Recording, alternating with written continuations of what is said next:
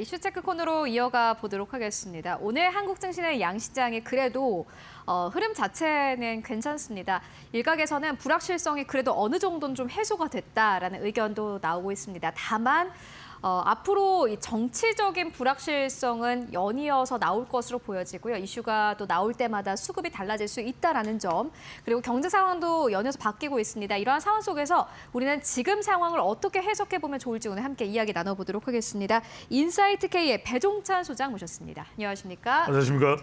네, 지난 주말 사이에 윤석열 대통령에 대한 탄핵안 이 소추가 드디어 가결이 됐습니다. 그렇죠. 요거 관련해서 네. 좀 시장에서도 노이즈로 받아들이시는 분들도 있고 또 일각에서는 노이즈 아니지 않나라고 생각하시는 분들도 있고요. 어떻게 보십니까? 일단은 좀 노이즈가 그쳤다고 봐야 되겠죠. 안 그러면 우리 정시가 더 요동쳤을 테고 최은혜님 말씀대로 그렇게 이제 불확실성이죠. 맞아요. 일단 일정이 정해졌다라는 거. 적어도 6개월 이내에는 뭔가 나오더라도 결과가 나올 거예요. 그리고 네. 수사도 계속되고 있기 때문에 그리고 또 우리 사회가 그만큼 안정적이에요. 불안하지 않잖아요. 그러니까 심리적인 영향은 분명히 완전히 네. 가시지는 않았지만 그래도 어떤 시스템적으로 작동을 하는 겁니다. 그러니까 우리가 돌이켜보면은 2004년 이전에 1979년도 그때 비상계엄 기억나실 거예요. 바로 서울의 봄, 이번에는 서울의 밤이었고 여의도의 밤이었고. 근데 그때는 얼마나 혼란스러웠어요. 이른바 군이 충돌했었잖아요. 그때 뭐 장태환 수경사령관이 야, 내가 탱크 몰고 가서 지나갈 거야. 뭐 이랬단 말이에요. 영화에 등장하는. 그러니까 그만큼 우리 사회가 아직까지 민주화가 되지 않았잖아요. 1987년을 우리 민주화의 기점으로 삼으니까. 근데 2000년대 들어서서 21세기죠. 21세기에서 이미 탄핵이 3번이나 벌어졌다, 국회에서. 이건 문제가 있어요. 그러니까 이제 문제가 있죠. 지금 외국인들의 시선은 뭐냐면 한국이 정말 대단한 나라, 오징어 게임 2가 곧 나오는 나라라고 생각했는데 비상계엄이 나와 이게 뭐야? 이렇게 생각했단 말이에요. 그러니까 이런 부분들이 사실은 실망감이죠. 그게 어떻게 보면 한국에 대해서 점점 올라가고 있던 신뢰도가 오히려 탁 하고 부딪히는 그죠. 그런 상황이 이제 벌어진 건데 그렇다 하더라도 우리나라는 아주 지혜롭게 또 슬기롭게 차분하게 이걸 지금 극복해 나가고 있습니다. 그러니까 이제 우리가 세 가지 시점을 보자고요. 세 가지 시점이라는 게 하나는 금융의 시점 또는 외환의 시점. 많이 불안했잖아요. 정시도 그렇지만 다시 또 회복돼 가고 있고 또 외환도 흔들렸다가 또 다시 돌아가고 있고 이게 중요한 거. 마지막에 이제 저는 강조드릴 부분들이 여러분들이 또 우리 이데일리 TV를 정책 당국자들도 많이 보기 때문에 저는 마지막에 이 심리, 소비자 심리와 관련된 부분이 중요하다. 8년 전이죠. 2016년, 17년에 그때 탄핵이 있었을 때도 100m로 이제 소비 심리가 위축이 됐어요. 한국은행에서 발표되는 그 소비 심리 지수를 보면 100 미만으로 내려갔다가 이제 탄핵이 완전히 끝나고 대선이 이제 들어갈 시점에 다시 되돌아갔단 말이에요. 근데 이번에는 그렇게까지 시간이 걸릴 이유가 없어요.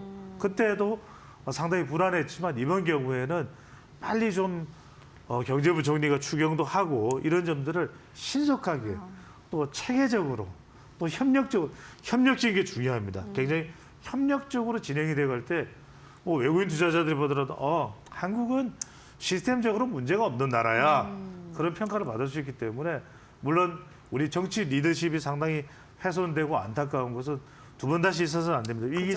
이 기회에 권력 구조 개편된 부분도 적극적으로 논의돼야 된다는 목소리가 높아지는 것도 그런 이유인데 적어도 이제 금융 외환은 좀 안정적이다. 다만 이 소비 심리를 좀 활성화시키는 부분을 어떻게 해야 되냐.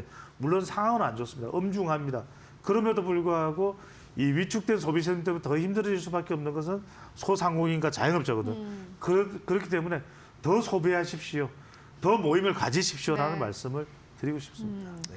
좀 이제 타임라인대로 저희 정리를 해보고 가자면은 사실 말씀처럼 비상계엄령이 가능한 국가였어? 라고 외국인 투자자들은 생각을 할 테고 그래서 사실 그때 당시에는 뭐 오래전 일 같습니다. 그때 당시만 하더라도 외국인 투자자들이 자금을 가지고 빠져나갈 것이다라는 우려감이 꽤나 컸지만 말씀처럼 그래도 정상화되는 과정에 있습니다. 물론 이런 사태가 있긴 했습니다만은 소장님 말씀처럼 만약에 이제 빠르게 뭔가 이제 금융당국에서 다시 한번 정책들을 내놓고 한다면은 또 한국 시장은 금방 안정을 찾아갈 것으로 보여지고요. 지금도 안정을 찾아가는 과정에 있는 듯합니다. 다만 그렇죠. 경제는 좀 어려운 것 같아요. 보니까는 아르헨티나랑 비교가 그렇습니다. 되던데. 아르헨티나와 비교가 돼요. 물론 아르헨티나가 대단한 나라긴 합니다. 남미의 네네. 브라질과 한때는 쌍벽을 이루었던 나라고 아르헨티나에는 누가 있습니까? 우리에겐 손흥민이 있다면 아르헨티나는 축구 황제 메시가 있습니다. 근데 뭐 축구로 이야기할 건 아니니까요. 그죠. 근데 네.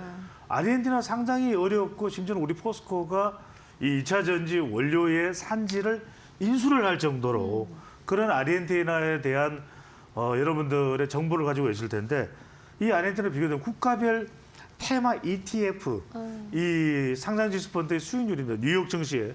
근데 한국은 점점 4분기에 내려가는데 급락하고 있는데 아르헨티나는 올라가요. 이게 어쩐 일이고 했더니 골드만삭스에서 지금 한국 내년 경제 성장률을 1.8% 미만 이런 이야기도 나옵니다. 물론 지난 4일, 5일 날에 발표됐던 현대경제연구원에서도 내년 상반기가 1.5 우리 성장률입니다. 1년 내내로 볼 때는 1.7 이야기를 하고 있어요. 1%대 성장률 이러면 우리가 이명박 정부 때도 6% 성장했잖아요. 이건 우리에게는 엄청난 타겟. 물론 지금은 이제 저성장이 이제 노멀이 되고 있는 그런 상황이긴 합니다만 그럼에도 불구하고 우리가 어떤 브랜드 가치 때문에 코리아 디스카운트나 원화 디스카운트가 와서는 안 된다는 건데 네. 아르헨티나의 경우를 보자고요. 무슨 말이냐면 이건 결국 리더십을 얼마나 관리를 잘했냐.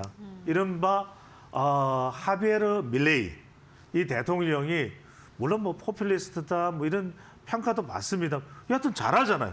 실력이 있잖아요. 빈곤율을 낮췄어요. 그리고 외국에서 볼 때도 이 밀레이 대통령의 이 리더십에 대한 평가 좋아요.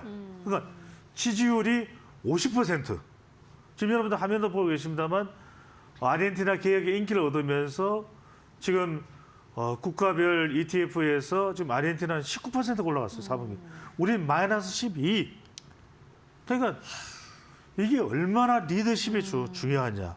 오히려 이 정치 리더십이 어드밴티지가 됐었는데 우리가 지금 오징어 게임으로 영화 기생충으로 윤며들면서 미나리로 잔뜩 올려놨잖아요. 근데 이걸 지금 우리 한국의 이미지를 이렇게 깎아내릴 일은 아닌 것 같고 그 점에서 앞으로 우리 투자자 입장에서도 또 국가 지도자 입장에서도 정말 중요하다 리더십이 네. 이런 말씀을 드려야 될 것 같아요. 네, 뭐 한국에 노이즈가 많습니다. 그리고 한국 시장에 또 여러 가지 이펙트를 줄 수 있는 쪽이 FMC가 아닐까 싶은데 보니까는 간밤 시장에 대해서 FMC 경계감으로 시장이 하락했다 이렇게 표현을 하던데 왜 경계를 할까요? 아마 금리 인하를 하지 않을까 하는 생각이 들거든요. 그렇죠. 그래서 이제 중요한 것은 뭐냐면 어떻게 하면 우리가 미국 시장을 계속 미국 시장이 잘 나가니까 내년까지도 잘 나갈 수밖에 없다라는 말씀을 드렸거든요. 왜? 트럼프 당선인은 그걸 원하니까 어떻게든 만들어낼 거니까 지어 짜서라도 머스크와 함께. 그래서 우리도 미국 시장과 비슷한 환경으로 만들어가고 미국 시장의 속성을 빨리 파악하는 것이 매우 중요하다는 말씀을 드릴 수밖에 없고요. 이어서 말씀드리면 그래서 지금 금리 인하가 거의 예상되고 있죠. 그렇죠? 네. 그렇다면 지금 결과적으로 우리하고의 금리 차이가 커질 수밖에 없는데 하늘은 굉장히 조마조마할 거예요. 이걸 그죠. 더 내리면 자칫 우리 쪽에서 인플레나 또 아파트값 상승 오죠. 부동산 지금 꿈틀꿈틀해요. 이런 부분 때문에 결과적으로는 뉴욕 증시에서 지금 계속 좋아지고 있는 이 상황.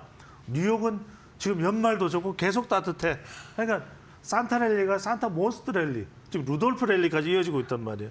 그래서 이런 상황에서 우리가 이 부분에 미국은 또 지표 다 줬습니다. CPI, 소비자 지수, PCE, 개인 소비 지출, GDP 성장률, PMI 다 좋아요.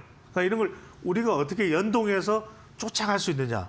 이게 상당히 우리한테는 중요할 수밖에 없고 그런 점에서 여러분들한테 새로운 AI의 기회가 생겨나고 있다. 그러니까 이제 우리가 이른바 엔비디아 막 추종을 했잖아요. 그죠? 근데 이제 어떤 식의 좀 달라질 수 있는 상황이 벌어지고 있냐면 이제는 트럼프 시대에는 이 규제 완화가 이른바 빅테크, 메가니퍼센트 7보다는 오히려 AI 쪽으로 관련된 기업 쪽에 더 유리해질 수 있다. 네. 소프트웨어든 하드웨어든 HBM이든. 그래서 지금 브로드컴, 저는 브로드컴을 여러분들이 눈도장을 꽉 찍어야 돼요. 왜냐?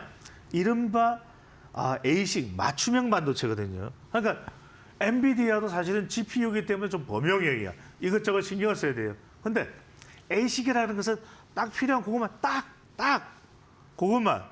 그러니까 이제는 빅테크 기업들이 어떻게 되면 그거 우리가 그냥 자체 제작을 해 어떻게 말어. 이런 식이 되는 겁니다. 그러니까 엔비디아도 내년에는 조금 생산량이 줄 수 있다 뭐 이런 이야기 나옵니다. 그런 상황에서 마벨테크나 이거 관련 기업들이죠. 그다음에 팔란티어 이런 부터가 잘 나가게 생겼죠. 그다음에 서비스나우, 그다음에 마이크로 스트레지까지 이런 기업들을 좀 우리가 추정해 갈 수밖에 없는 현상. 그럼 이 기업들과 연관되는 국내 기업은 어딘가? 그러니까 말 그대로 이런 부분들을 이제 좀 눈여겨볼 수밖에 없는 상황이다라는 말씀을 드려야 될 것 같아요. 더군다나 마이크로 스트레티지는 아니 기업이 비트코인을 가지고 있다는 이유만으로 그것도 가장 많이 이게 주가가 오르는 거죠. 여러 차례 제가 말씀드렸죠. 더 올라가요. 나스닥 지금 100 지수에까지도 편입이 됐죠. 이런 것들을 본다면 나가고 들어오는 기업이 어디냐. 그럼 실제로 이런 비트코인과 관련된 거래가 이루어지고 있는 플랫폼 자체도 주목받을 수밖에 없어요. 어디? 로빈후드. 그러니까 이런 부분들을 계속해서 우리가 좀 따라갈 수밖에 없는 상황이라는 것을 눈여겨볼 필요가 있을 것으로 보입니다. 사실 매해 주인공은 달라집니다. 이번 해의 주인공은 엔비디아였다면은 내년의 주인공은 당연히 달라질 수밖에 없겠죠. 이러한 시장의 변화의 흐름을 여러분들 함께 확인을 해보시는 게 중요해 보입니다. 이어서 중국으로 좀 넘어가 보도록 하겠습니다. 중국은 경기 부양 의지가 아주 명확합니다. 그렇죠. 우리가 어떤 부분 좀 집중해 보면 좋을까요? 그래서 저는 중국은 이제 내수를 여하튼 최대한 불을 지필 수밖에 없는 상황입니다. 14년 만에 금융 완화 정책을 펴면서 중국 내수주가 꿈틀거리고 있죠.